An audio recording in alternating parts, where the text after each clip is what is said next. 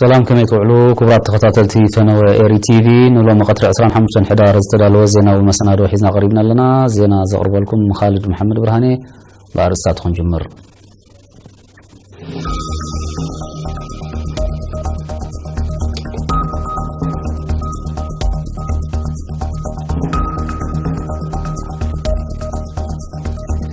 ሚኒስትር ትምህርቲ ኣብ ከርከበት ዝካየድ ዘሎ ንጥፈታት ትምህርትን ገስጋሱን ተዓዚቡ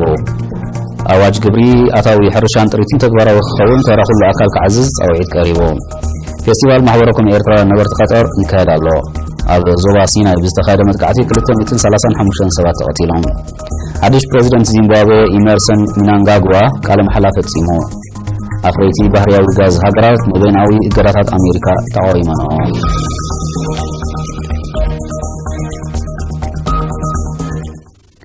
ዝርዝር ዜና ሚኒስትር ትምህርቲ አቶ ሰመረ ርእሶም ኣብ ርሑቕ ከባቢታት ዞባ ጋሽባርካ ዝካየድ ዘሎ ንጥፈታት ትምህርትን ገስጋሱን ንምዕዛብ ካብ 21 ክሳብ 22 ሕዳር ዑደት ኣካይዱ ነዚ ዑደት እዚ ዝተኸታተለ ወኪል ኤሪና ኣካል መብራህቱ ተወሳኺ ፀብፀብ ኣሎ ገረ መስቀል ገረዝጌር ክቐርቦ እዩ ኣብ ምሕደራት ከባቢ ሎኮብ ኣታይ ኣካይደብ ሃረረብን ኣግማይትን ዞባ ከርከበት ኣብ ዝገበረ ዑደት ሚኒስትር ሰመረ ኣብዘን ብሰንኪ ዘለዎን ርሕቀትን ሰበክሳግማዊ ህይወትን ካብ ማዕዲ ትምህርቲ ተገሊለን ፀንሐ ከባቢታት ኣብዚ ዓመት እዚ ብውህደት ሚኒስትሪ ትምህርትን ኣካላት ምክትታል ዶባትን ስሩዕ ትምህርታዊ ንጥፈታት ተበጋጊሱ ምህላው ተዓዚቡ እቲ ተጀሚሩ ዘሎ መደብ ብዝለዓለ ደረጃን ምዕሩይነት ፆታን ብዘረጋግፅ ተሳትፎን ክቕፅል ሚኒስትሪ ትምህርቲ ልዑል ኣቓል ወሂቡ ክሰርሓሉ ምዃኑ ሚኒስትር ሰመረ ምስቶም ነቲ ስራሕ ዘበጋገሱ ኣካላት ኣብ ዝተመያየጠሉ ኣረጋጊፁ ሚኒስትር ሰመረ ኣብ ኣግማይት መሰማሕደርቲ ከባቢ ዓበይቲ ዓድን መማህራንን ኣብ ዘካየዶ ርክብ ማሕበራዊ ፍትሕን ምርጋፅን ኣብ መንጎ ከተማን ገጠርን ዘሎ ጋግ ንምፅባብን መንግስትን ዘካይዶ ዘሎ ፃዕርታት ድሕሪ ምግላፅ እዚ ኣብተን ከባቢታት ብተስፎ ኣገባብ ተበጋጊሱ ዘሎ ትምህርታዊ ንጥፈታት ብናህሪ ከገስግስ ሚኒስትሪ ትምህርቲ ዓብይ ቆላሕታ ከም ዝህቦ ኣነፂሩ ኣብ መንበር ባይተ ዞባ ጋሽባርካ አቶ ዑስማን መሐመድ ዓልን ዋና ዳይሬክተር ክፍሊ ማሕበራዊ ኣገልግሎት አቶ ገብረስላሴ ነጋሽን በወገኖም ተበጋጊሱ ዘሎ መደባት ልምዓት በሓፈሻ ኣገልግሎት ትምህርቲ ድማ ብፍላይ ንምድንፋዕ ኩለን ዝምልከተን ኣካላት ክንጥፋ ብምዝኻር ኣብ ህዝቢ ጎስጓሳት ክካየዱ ንፀንሑ ኣካላት መጉሶም ወከልቲ ህዝቢ ኣብ ዝሃብ ወርኢቶ ድማ ኣብቲ ከባቢ ዝማላእ ዘሎ ማሕበራዊ ኣገልግሎታት ኣብ ምፅርናፎምን ምዕባሊኦምን ደፋእ ሓይሊ ከም ዘለዎ ብምግላፅ ካብኣቶም ዝሕተት ንምምላእ ድልውነቶም ኣረጋጊፆም በቲ ሎሚ ዓመት ኣብ ዳሳት ተጀሚሩ ዘሎ ኣገልግሎት ትምህርቲ ኣብ 4 ነቁጣታት 1500 ተምሃሮ ከም ዘለዎ ተፈሊጡሎም ኣቀዲመን ምዞባ ዓንሰባ ዝፀንሓን ኡሳን ዞባታት ከርከበትን ሰልዓን ኣብዚ ዓመት ዝብል ዝተገብረ ምምሕዳራዊ ለውጢ ምስ ምምሕዳር ዞባ ጋሽባርካ ብምጥርናፈን ብዝሕን ኡሳን ዞባታት ዞባ ጋሽባርካ ናብ 16 ክቢሉ ይርከብ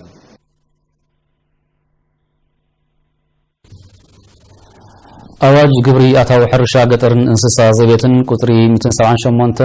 ዝዋረ 2016 ተግባራዊ ክኸውን ተራ ኩሉ ዝምልከቶ ኣካል ክዓዝዝ ፃውዒት ቀሪቡ ሊድያ ተክለማርያም ፀብፀብ ኣለዋ ኣዋጅ ግብሪ ኣታዊ ሕርሻ ገጠርን እንስሳ ዘቤትን ተግባራዊ ክኸውን ተራ ኩሉ ዝምልከቶ ኣካል ክዓዝዝ ኣብ ሚኒስትሪ ፋይናንስ ዋና ዳይሬክተር ክፍሊ ኣታዊ ውሽጢ ሃገር ኣቶ ዮሃንስ ኢሳቅ ፀዊዑ ምስ ኤሪና ዝገበረው ቃለ መሕትት ኣቶ ዮሃንስ ግብሪ መንግስቲ ንቁጠባዊ ፊስካላዊ ፖሊሲ መንግስቲ መሰረት ብምግባር ከም ዝእወጅን ከም ዝእከብን ጠቂሱ ቀንዲ ምንጪ ኣታዊ ናይ መንግስቲ ብምዃኑ በቲ ሓደ ምስ መሰላትን ጉቡኣትን ዜጋታት ብቐጥታ ስለዝተኣሳሰር ድማ በቲ ካልእ ብሉፅ ኣገልግሎት ንምርካብ ግቡእ ኣተኻኽባ ግብሪ ክህሉ ኣገዳስነት ዝልዑል ምዃኑ ኣገንዚቦም ናይ መንግስቲ ኤርትራ ፖሊሲ ዝኾነ ኣታዊ ዝረክብ ሰብ ካብቲ ዝረኸቡ ኣታዊ ግብሪ ክኸፍል ኣለዎ እዩ ዝኾነ ሓረስታይ ነጋዳይ ኣከራይ ገዛ ደሞዝተኛ ኩሉ ከምቲ ዓይነት ንጥፈት ተካይዶ እቶት ዝረክብ ሰብ ዝበለ ንመንግስቲ ኣበርክቶ ይገብር መንግስቲ ከዓ ኩሉ ሻዕ ዝህቦ ኩሉ ማሕበራዊ ኣገልግሎት ናይ ሕክምና ናይ ትምህርቲ ናይ ፅርግያታት ምስራሕ ናይ ምክልኻል ሃገር ስርዓትን ፀጥታን ንምኽባር ንኩሉ ሲቪላዊ ሰራሕተኛታት ዝኽፈል ደሞዝ ዝኩሉ ወፃእታት መንግስቲ ዝሽፍኖ ካብ ዝእከብ ግብርን ቀረፅን መንግስቲ ዝህቦ ኣገልግሎት ብመጠን እቲ ዝእክቦ ኣታውታት ዝድረት ማለት እዩ ንምእካብ ግብሪ ሕርሻን ጥሪትን ብዝምልከት ድማ አቶ ዮሐንስ እቲ ምኽፋል ግብሪ ካብ 1994 ሒዙ ክስራሓሉ ዝጸንሐ ምዃኑ ብምሕባር ብመሰረት ተማሓይሹ ወፂ ዘሎ ኣዋጅ ቁጥሪ 178 ዝባር 2016 መጠን ክፍሊት ብመንጽር ብዝሒ ጥሪትን ስፍሓት መሬትን ተራእዩ ምምሕያሽ ተገይሩሉ ከም ዘሎ ኣነጺሮም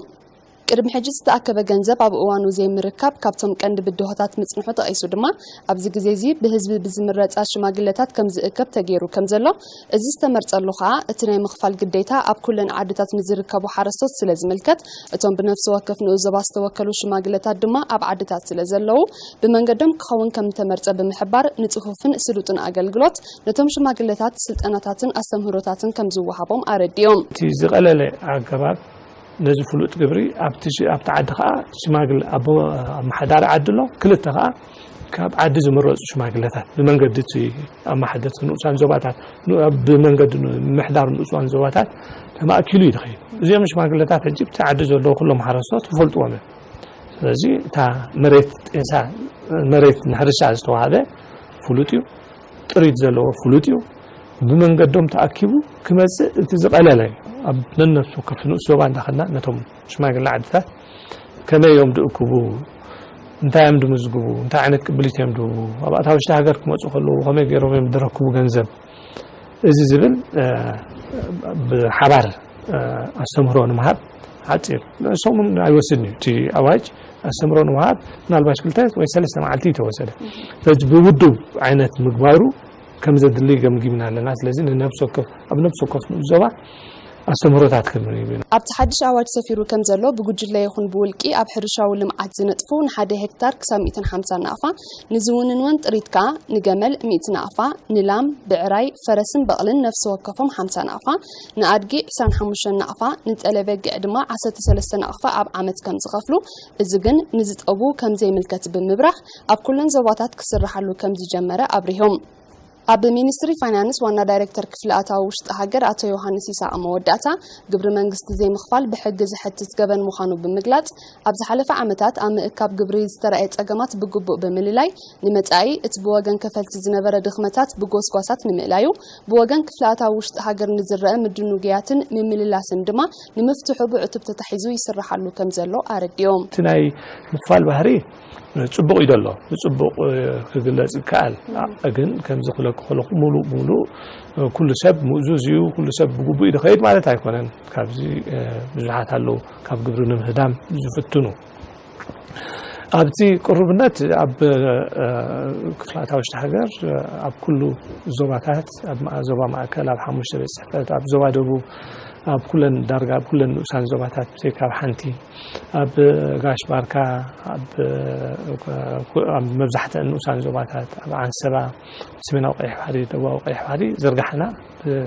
ገፊሕ እዩ ዘሎ ስለዚ እቲ ቁርብነት ብዝተኻእለ መጠን ኣብቲ ከባቢ እቲ ከፋሊ ግብሪ ኮንካ ናይ ምእካብ ስራሕ ነካይድ ኣለና እቲ ኣሰራርሓና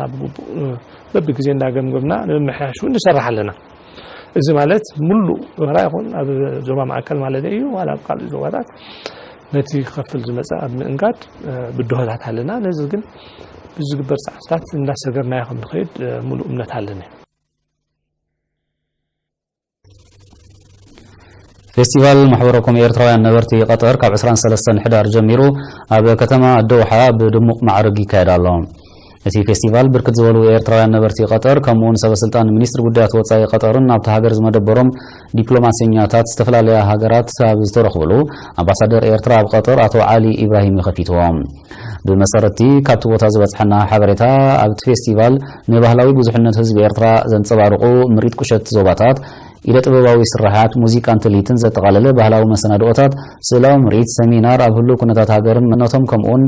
ሕብረተሰባውን ሃገራውን ክብርታቶም ብምዕቃብ ናብ ተካቲ ወለዶታት ኣብ ምስግጋር ዓብይ ኣበርክቶ ይገብር ከም ዘሎ ገሊጾም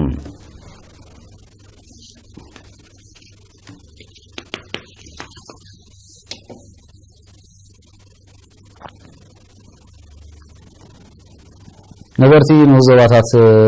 ተሰነይን ኮሌጅን ናይ ሙጉና ወፈራታት የካይድለው ነቲ ወፈራታት ዝተኸታተለ ወኪል ኤሪና ማንኤል ተስፋይን ዘዳለዎ ዜናው ጸብጻብ ሓይሎም በረቐ ከቕርቦ እዩ نبرتين أسان زواتات السنين قولجن كمون أبتكباب زركبو عبالات حزب والسراويت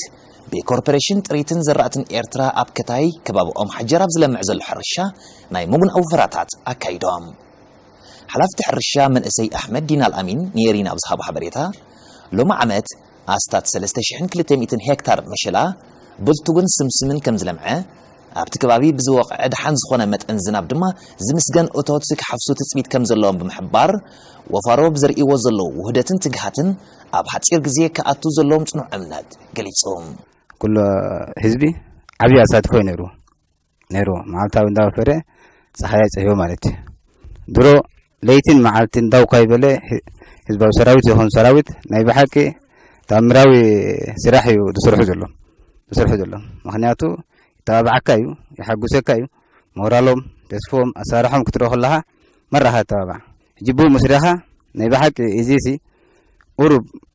كنوسخ نيرنا كرامات كاك حجزنا نروح هاتبل كيف نروح هاتبل كم جاء مورال إنسان كتروح لها وفارو أبزها بوريتو مهرت حرشة كتاين مأكاب بعبي مورالي سرحو كم زلوت قيسام أبتسرح زلو سلوت النت وتصيت نايتي يقدي مستخيد من دلوات مخانو حبيرام سوني جميلنا كساب زحجي كمزا تريواز لهم أسرار حنا ندحريد زترف يلن بجا كان قدميت بتاع مزحقو السرح نسرح خمزلنا وقريك قال سفتن بكل مورال تصفى سل تبقسنا ما كتنا يوم مالتيو ولا يزك قدافو نكالي كمان انتالو دلوات اللونا منقصنا حزبنا كان كل جزء مسوس سميرنا سلنا قعز توهبنا مبرحين من فتصام تدالينا لنا مسينا تدالينا خام فتصام بس احنا لنا مالتي بس جزء متبع بعد اللي يكون نص حزبي نايسرا حزبي كل جزء ناشو عبيو كيف لا كيف ترفز قال حزب سلازونه بعود اتبدا حزنا بماي اتزدخل بماي كقابلهم كله اتي دحان دخونه غاني بيجامو بيسنا نقبله أب كتما بعض عقل تحقي كب مبال متحوار نبرتين مس بوليس نمدن فعز علم أخيبا تخايرون أزازي كلاي مربر بوليس كتما بعض تلنت زاي تسوازجي أو ذهب ومبري بتبو سنة مقبار وزل اللزيجا مسرتو أبسد رابط مهانو تقيسو زي كعقابن حدا بكلت تريوتات بابو نمو قادن معباين أحات أب حقي متحوار مس بوليسن أقداس مهانو أسمير لهم كنتات كبابيخا بطبق مكتتالن أكايدا ولودكا زرئيو ملوات باهرن محلاون أب مكلخال قبن بدلاتن أقداس تراكم زلو بمقلات بوانو ناب بوليس زبط حبرتا أب مكتاء سعبينات عبي تراكم زلو بريهم تساتفتي بوغنوم علاماتاتن تلوخوتاتن بوليس نمعوات متحوارم كم زايدو بمرققات ليتاو تلهيت مكتتال كقبرلو بوليس حبرتا أبز متعوان كلطف قبر ملسخيب زبلو لواتا تقريبا أمحدار من محدار كباب سلسة أتوزر سنة يقايم بقديو موحس رقاتن ستتان حمراتو نقوح حزب محانو كلهم زفتسمو بدلاتن قبناتن دما كاب عين حزب خصوور وخمزي كل بمحبار انتا قدس النزولات تحساسبا كوقات تسويعهم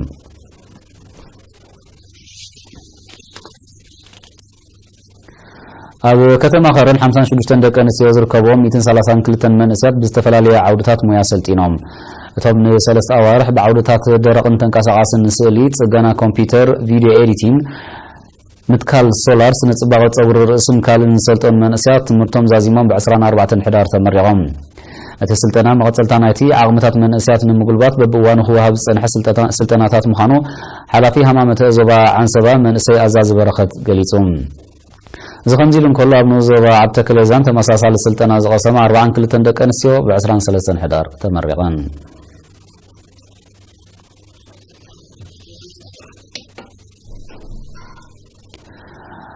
أب إسرائيل زنبرو إيرتراويان منأسيات كمون أب فرانكفورتن كبابيان جرمن زنبرو زيغاتات أب مسسان معكن حدر سماتات زوعل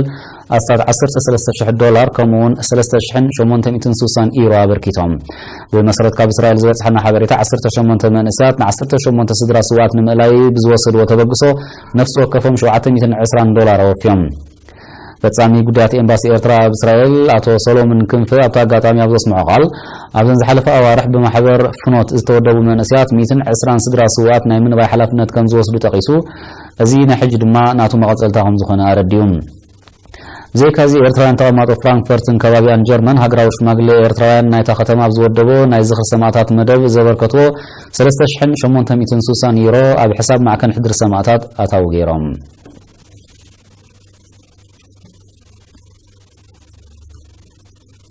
زي خبركم تخطاتلتنا زيناتات وشتا قراب تفتينا لنا نزيناتات وطاقن ملسينا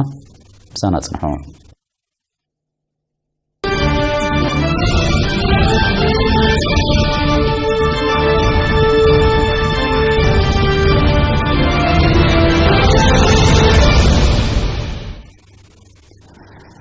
بعسران 4 حدار أبو سميناوي شنغ سيناي ناي قبطي بستغاية مدقعتي كل 235 سبات كم استقاتلو مع كنا زينا نمجلسي وقعو تلفزيون قبطي بمدقاسا كاليحن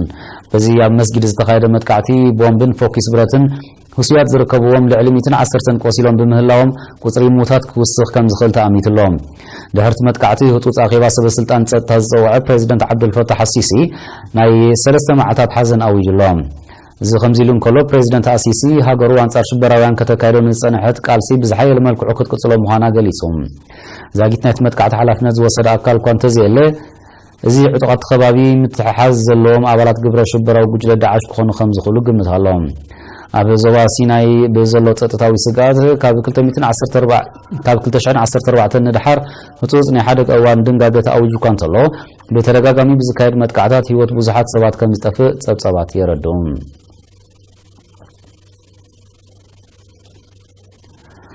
ب24 حدار زاغيت مننتهم بزي تገልጸ ዕጡቃት ኣብ ማሊ ብዝተኻየደ ክልተ ደባይ መጥቃዕታት 4 ኣባላት ዓቃብ ሰላም ሰራዊት ሕቡራት ሃገራትን ሓደ ኣባል ሰራዊት ሃገርን ከም ዝተቐትሉ ተገሊጾም እቲ ቀዳማይ መጥቃዕቲ ምስ ጎረቤት ሃገር ኒጀር ኣብ ዘዳውብ ከባቢ ንቡር ናይ ኮለላ ንጥፈታት ኣብ ልዕሊ ዘካይዱ ዝነበሩ ኣባላት ዓቃብ ሰላም ሰራዊት حبرات هاجراتن سرايت منجست مالن زاجيت منناتهم بزي تفلت عطوقات ناي دواي متقعت بمكياد كم استفدسمه عززت نايتي اب مالي توافير زركب عقاب سلام سرايت حبيرام بس متقعتي كالوت 10 فلوشتا اولات عقاب سلام سرايت حبرات هاجرات نحد برجيسون كم زقصولو تغليصوم اتي كلا اي متقعت دما اب ماكلاي زوبا موبوتي اب لعل زنقصاق زنبره قاف لاي عقاب سلام سرايت كم استفدسمه بمملكات حد اول عقاب سلام سرايت قتلن كله كالوت سلسته بخبيت كم زقصولو حبيرام ابو زوبا ساحل ناي معرب افريكا نازايدن زمص زلو طروف اسلاماوي منقصاص نموصاي هاجرات زوبا مسراويتن ابو زوبا وافيرن زركبا فرنسان امريكان تسانين وتهدرا وفيا مكياد كم زركبا يزغلص انتهونا ግን ዛጊት ጸጥታት ዞባ ከውሕሱ ከም ዘይካሉ ዝሕብሩ ጸብጸባት ኣብቲ ዞባ ተዋፊሮም ዝርከቡ ሓይልታት ግዳም ረብሓታት ሃገራቶም ንምሓስ ጥራይ ዝዓለመ ወተሃደራዊ ወፍሪ የካይዱ ከም ዘለው ይናፉ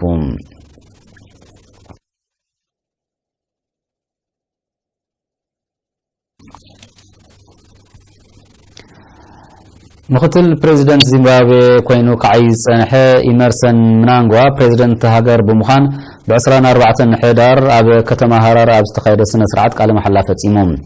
بريزيدنت منانغوا ن 37 عامታት نزيمبابوي نزمرح زحلف 21 حدار بولنتو سلطانو زحدغن ود 93 عامت روبرت موغابي تكيو كسب اب وحي مسكرم 2018 مرጫ زكايد نتا هاجر كمرحم مخانو تفليطلهم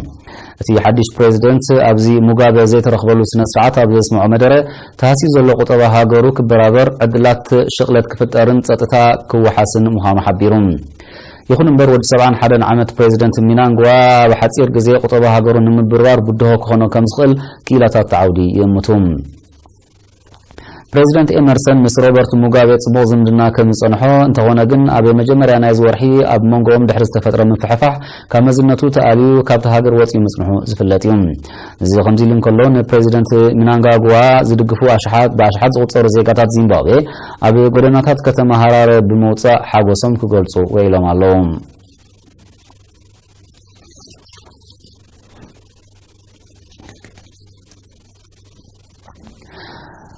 ውድብ ሃገራት ኣፍሪካ ባህርያዊ ጋዝ ኣሜሪካ ኣብ ልዕሊ ኣባል ሃገራት እትወስዶ ዘላ በይናዊ እገዳታት ናይ ምጽናዕ ስጉምቲ ዘለዎም ተቃውሞ ገሊጾም ብጂኢሲኤፍ ማለት ዘጋዝ ኤክስፖርቲንግ ካንትሪስ ፎረም ዝፍለጥ ን12 ሃገራት ዝሓቁፍ ውድብ ዝዓብያ ለኣኽቲ ባህርያዊ ጋዝ ሃገራት ካብ 21 ሕዳር ክሳብ 24 ሕዳር ኣብ ከተማ ሳንታ ክሩዝ ቦሊቪያ ዘቃንዑ ኣኼባ እዩ ነቲ ንቁጠባዊ ኩነታት ኣባል ሃገራት ባሉታ ዝጸሉ ዘሎ ስጉምቲ ኣሜሪካ ኣብ ልዕሊ ኣባል ሃገራት ተጽንዖ ዘላ በይናዊ እገዳታት ዘለዎ ተቃውሞ ገሊጾም እቲ ቦሊቪያ ሊቢያ ኢኳቶሪያል ጊኒ ግብፂ ናይጄሪያ ቀጠር ሩስያ ቬንዙዌላን ትሪንዳድን ቶቤጎን ዝሓቅፍ ውድብ ኣሜሪካ ትወስዶ ዘላ ስጉምታትን ነፍርያትን ሰደድን ባህርያዊ ጋዝ ይኹን ዝካየድ ንግዳዊ ሩስያ ብተካይዶ ህንፀት መስመራት ባህርያዊ ጋዝ ዝካየድ ወፍሪ ንምቕፃይ ዝዓለመ ኣብ ልዕሊ ሩስያ ዝተወስደ በይናዊ እገዳ ወሲኽካ ባይቶ ኣሜሪካ ኣብ ልዕሊ ሓያሎ ካብ ኣባል ሃገራት ትውድብ በይናዊ እገዳታት ኣጽኒዑ ከም ዝርከብ ይፍለጥ ሩስያ ድሕሪ ኣሜሪካ ካልኣይቲ ዝዓብየት ኣፍራይትን ለኣኺትን ባህርያዊ ጋዝ ምዃና ዝሕብሩ ጸብጻባት ናይ ሃገራት ኤውሮጳ ብዝተዘርግሐ መስመራት ብተካይዶ ሰደድ ባህርያዊ ጋዝ ንእትረኽቡ ኣታዊታት ዓሊሙ ዝጸንዐ እግራታት ኣብ ልዕሊ ቁጠባት ሃገር ተጽዕኖ ዝፈጥር ምዃኑ ይሕበር ሚኒስተር ጸዓት ሩስያ ኣሌክሳንደር ኖቫክ ኣብ ዝሃቦ መግለጺ ኣሜሪካ ካብ ባይቶ ጸጥታ ሕብራት ሃገራት ወጻኢ ዝኾነ በይናዊ እገዳታት ካብ ምቕማጥ ክትግታእ ጸዊዑ ኣሜሪካ ኣብ ልዕሊ ቬንዙዌላ እውን በይናዊ እገዳታት ኣጽኒዓ ከም ዘላ ይፍለጥ ኣሜሪካ ብተካይዶ ዘላ ልዑል መጠን ፍርያት ባህርያዊ ጋዝ ኣብ ዓለማዊ ዕዳጋ ብልዑል መጠን አንቆልቂሉ ከም ዘሎ ዝሕብር ኺእላታት ተዓውዲ እዚ ድማ ከምቲ ኣብ ዓለማዊ ዕዳጋ ነዳዲ ዝተረኣየ ምንቁልቃል ከኸትል ከም ዝኽእል ስጋኣቶም ይገልጹ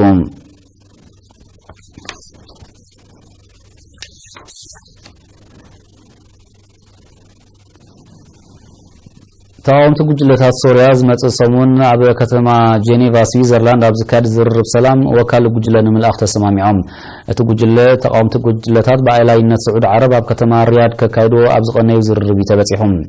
ብመሰረተ ስምምዕ ኣብ ኩሎም ተቃወምቲ ጉጅለታት ዝተዋጽኡ ልኡኽ ኣብቲ ዝመጽእ 28 ሕዳር ዝካየድ ዘተ ሶርያ ክልእኹ እዮም እቲ ሓበራዊ ጉጅለ ኣብቲ ብመንጎኝነት ውድብ ሕብራት ሃገራት ዝካየድ ዘተ ምስ ወኪል መንግስቲ ሶርያ ቀጥታዊ ርክብ ከካይድ ትጽቢት ይግበረሎም ክልቲኦም ወገናት ቅልውላዊ ሶርያ ብሰላም ንምዕራፍ ኣቐዲሙ ኣብ ዝተኻየደ ርክብ ፊት ንፊት ተረኺቦም ከም ዘይፈልጡ ጸብጻባት የመልክቱ ዛጊ ተኻይዶም ዘለዉ ርክባት ኣብ ሶርያ ካብ ውግእ ናጻ ዝኾነ ዞባ ካብ ምምስራት ሓሊፎም ዘውፅኦ ለውጢ ከም ዘየለ ይግለጽ 6 ዓመት ኣቕፂሩ ዘሎ ግጭት ሶርያ ጠንቂ ሞት ኣማይት ኣሽሓት ሰባት ከም ዝኾነ ጸብጻባት ውድብ ሕብራት ሃገራት ይጠቕሱ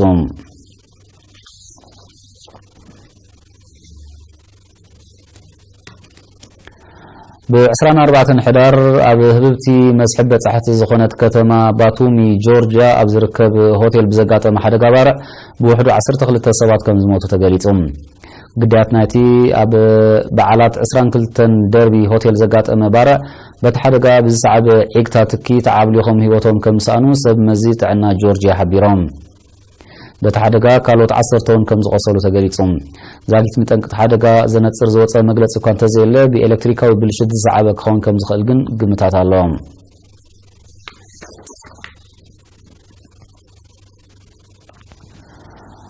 ኣብ ኢራን ብዝተኸስተ 4.3 ሬክተር ዝተዓቀነ ምንቅጥቃጥ ምድሪ ሰብኣውን ንዋታውን ክሳራ ኣውሪዱ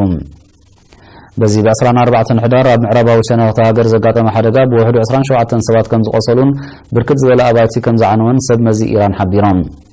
እቲ ሓደጋ ድሕሪ ምንቅጥቃጥ ናይቲ ብ11 ሕዳር ኣብ ተመሳሳሊ ከባቢ ዘጋጠመን ህይወት ልዕሊ 440 ሰባት ዝቐዘፈን ምንቅጥቃጥ ክኸውን ከም ዝኽእል ክኢላታት ስነ ምድሪ ይእምቱ በቲ 7.3 ሬክተር ዝተዓቀነ ናይ ሸውዓ ሓደጋ ልዕሊ 12,000 ሰባት ከም ዝቆሰሉ ጸብጻባት ይረድኡ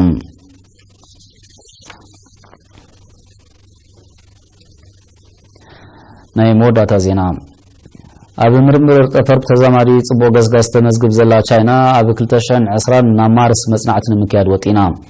ነቲ ምርምር ዘድሊ ቅድመ መጽናዕቲ ከም ዝተኻየደ ዝሕብሩ ኺእላታት ምርምር ጠፈር ቻይና እቲ ውጥን ብዘይ ዕንቅፋት ክሰላሰል ከም ዝኽእል ኣሚቶም እቲ ምርምር ማርስ ምስ ምድሪ ከም እትመሳሰል ክቐርብ ንዝጸንሐ ምጉት ዝሓሸ መልሲ ክህብ ትጽቢት ይግበረሉ ቻይና ጎኒ ጎኒ እቲ ኣብ ቁጠባ ተመዝግቦ ዘላ ገስጋስ ኣብ ቴክኖሎጂ ምርምር ጠፈርን ካልእ መድያቱን ጽቡቕ ትጽጉም ከም ዘላ ይግለጽ